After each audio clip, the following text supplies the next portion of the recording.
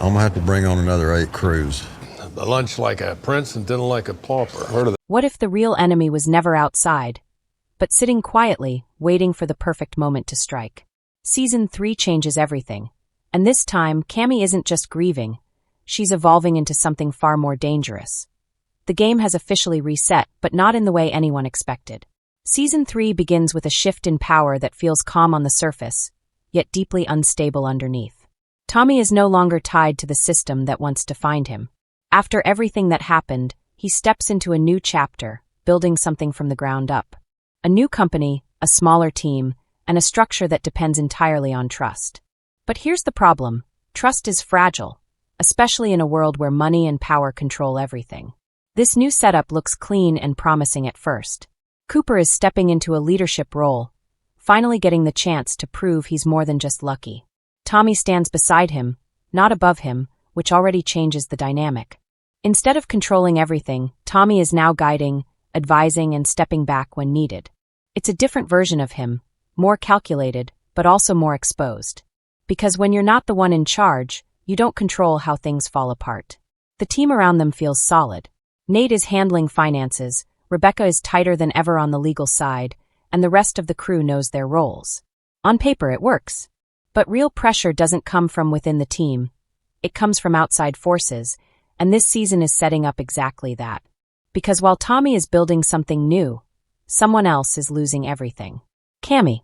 At the end of last season, she wasn't just left alone, she was left powerless.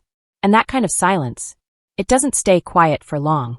What makes her situation dangerous isn't just the loss of control, it's the emotional weight behind it. This company wasn't just business to her. It was personal.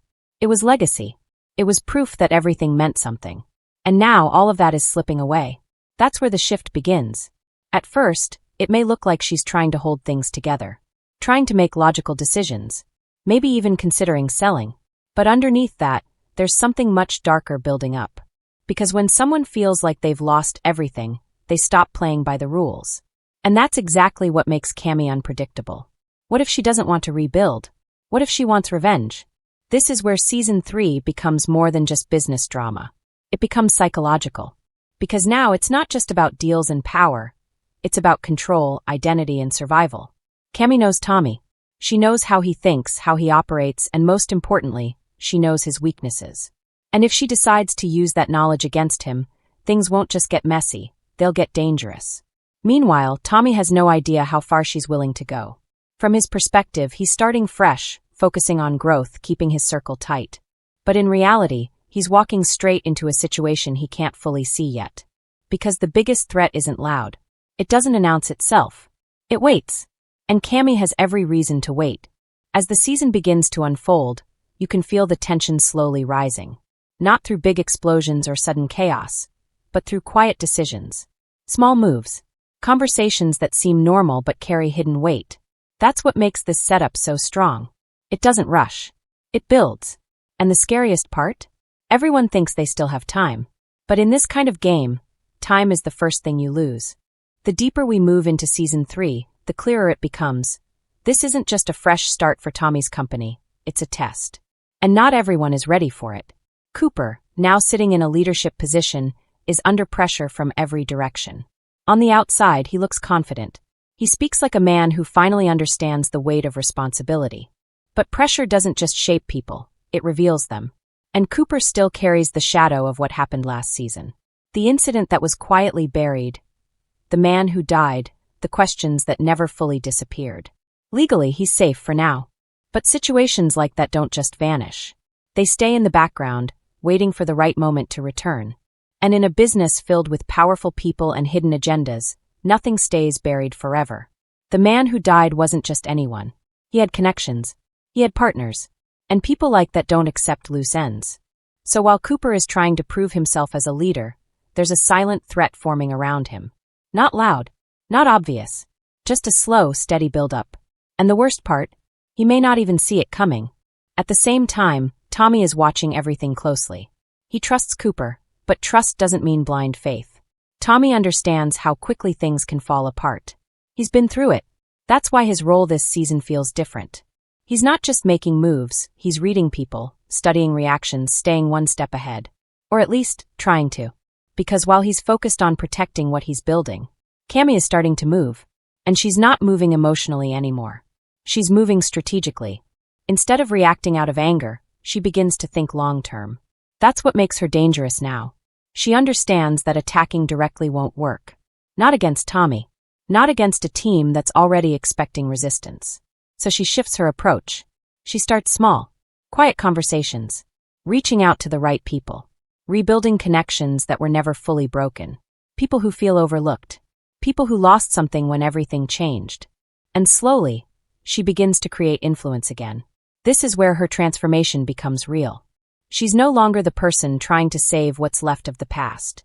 She's becoming someone who's ready to destroy the present to build her own future. And what makes it even more intense is that no one sees her as the villain yet. To everyone else, she's just trying to survive. But survival can turn into ambition very quickly. Back at Tommy's company, things are starting to get complicated. Deals aren't as smooth as expected. Certain opportunities fall through at the last minute. Some partners hesitate. Others disappear completely. At first, it looks like normal business struggles. But when it keeps happening, it starts to feel intentional. That's when the question begins to form. Is this bad luck, or is someone pulling strings? Rebecca starts noticing patterns. Nate sees irregularities in the numbers. Even Tommy begins to feel like something isn't adding up.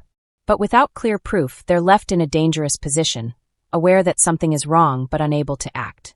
And that uncertainty? It creates cracks. Because when a team starts questioning what's happening around them, they also start questioning each other. Doubt spreads quietly. Decisions become slower. Mistakes become more likely.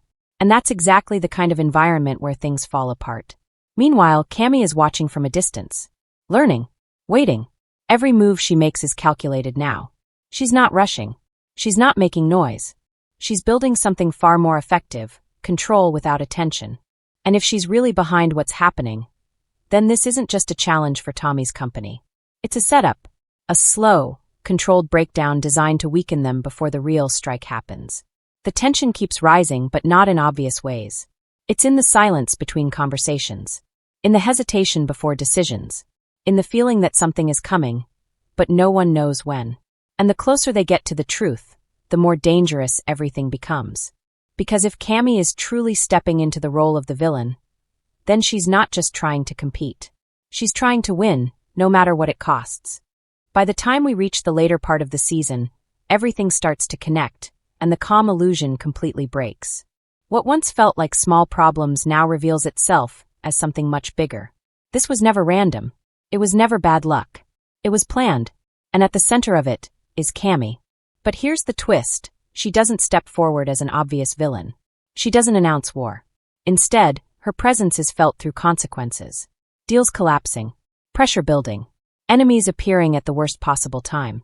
It becomes clear that someone has been shaping the board from the shadows, and now, the pieces are moving all at once. Tommy finally realizes it. Not through proof, but through pattern. Through instinct. He knows this kind of pressure doesn't just happen naturally. Someone who understands him, someone who knows exactly where to hit, is behind it. And there's only one person who fits that description. The moment that realization hits, everything changes. Because now it's not just business anymore. It's personal. But even then, Tommy faces a serious problem. Knowing the enemy doesn't mean you can stop them. Cami has already positioned herself too well. She's rebuilt influence, created leverage, and most importantly, she stayed untouchable. There's no clear move against her without risking everything Tommy has just built.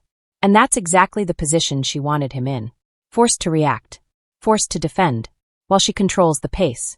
Meanwhile, Cooper's situation starts spiraling. The past finally catches up in the worst way. The people connected to the man who died begin to apply pressure. Not directly, but through intimidation, through interference, through making it clear that they haven't forgotten. And suddenly, Cooper is no longer just a leader trying to prove himself. He becomes a liability. A target. This puts Tommy in an impossible position. Protect the company, or protect his people. Because doing both at the same time may no longer be possible. And that's where the real tension of the season explodes. Every decision now has consequences. If Tommy makes a move against Cami, he risks exposing everything. If he ignores her, she keeps gaining ground. If he focuses on the business, he leaves Cooper vulnerable. And if he protects Cooper, the entire company could collapse under pressure. There is no safe option anymore. And that's what makes this stage of the story so intense. It's no longer about building something new. It's about trying to hold everything together while it slowly starts breaking apart. At the same time, the people inside the company begin to feel the weight of it all. Trust becomes harder to maintain. Stress builds. Even the strongest characters start to question whether they're on the right path. Because when things go this wrong, it's natural to wonder if the foundation was ever stable to begin with. And in the middle of all this, Cami makes her boldest move. Not loud, not chaotic, but precise. A move that forces Tommy into direct confrontation.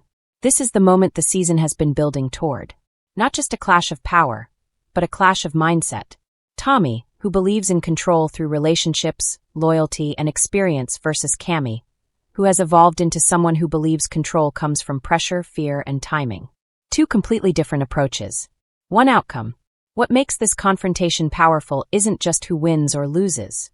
It's what it costs them. Because by this point, even if Tommy manages to survive this battle, he won't come out the same. The same goes for Cami. Once she crosses this line, there's no going back to who she was before. And that's the real transformation of Season 3. It's not just about Cami becoming the villain. It's about how far someone can fall, or rise, when they believe they have nothing left to lose. As the season closes, not every question gets answered. Some threats remain. Some consequences are only just beginning. But one thing becomes very clear. The game has changed. And now, it's not about who builds the strongest company. It's about who survives the longest.